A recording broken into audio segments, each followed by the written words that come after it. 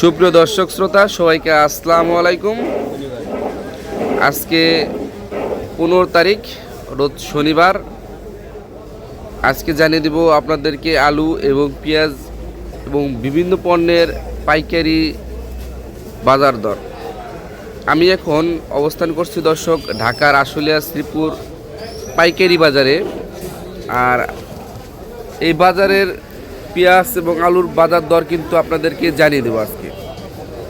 তো দর্শক, পেঁয়াজের বাজার কিন্তু একেবারেই কমে গেছে এবং পাশাপাশি কিন্তু আলুর বাজারও অনেকটাই কমে গেছে। বাজারে কিন্তু একেবারেই কাস্টমার নেই বললেই চলে। আবার কিন্তু রসুনের বাজারও কিন্তু কমে যাচ্ছে, আদার বাজারও কিন্তু কমে যাচ্ছে। এক কথায় বর্তমানে ব্যবসায়িকরা কিন্তু অনেক ধ্বংসের মুখে। প্রত্যেকটা পণ্যের বাজারে কিন্তু অনেকটাই কমে গেছে। তো দর্শক, সম্পূর্ণ ভিডিওটি দেখুন এবং আজকে আলু এবং পেঁয়াজের বাজার সম্পর্কে জানুন। দর্শক দেখেন কত সুন্দর সুন্দর আদা কিন্তু বাজারে এসেছে। এই আদার দাম নেই। আদা 65-68 টাকা কিন্তু আদা বিক্রি করা হচ্ছে, তবু কিন্তু আদার কাস্টমার নেই। অথচ এই আদা গত রমজানে কিন্তু ছিল 200 টাকা কেজি। এই রমজানে কিন্তু মাত্র 65-68 টাকা কিন্তু আদা বিক্রি করা হচ্ছে। তবু কিছু লোক কিন্তু সরকারের সমালোচনা করেই যাবে। আবার দেখেন দর্শক কত সুন্দর সুন্দর আলু।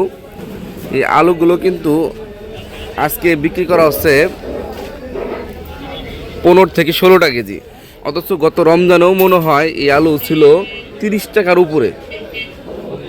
ঠিক আছে, তো বোঝাই যাচ্ছে যে আল্লাহ পাকের রহমতে কিন্তু এবার রমজানে কিন্তু প্রত্যেকটা কাঁচামালের দামই কিন্তু অনেকটাই কম।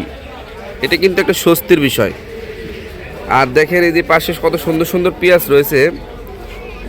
আর এই পেঁয়াজগুলোর বাজারও কিন্তু অনেক কম। দেখতে পাচ্ছেন দর্শক, এগুলো কিন্তু মুড়ি কাটা পেঁয়াজ।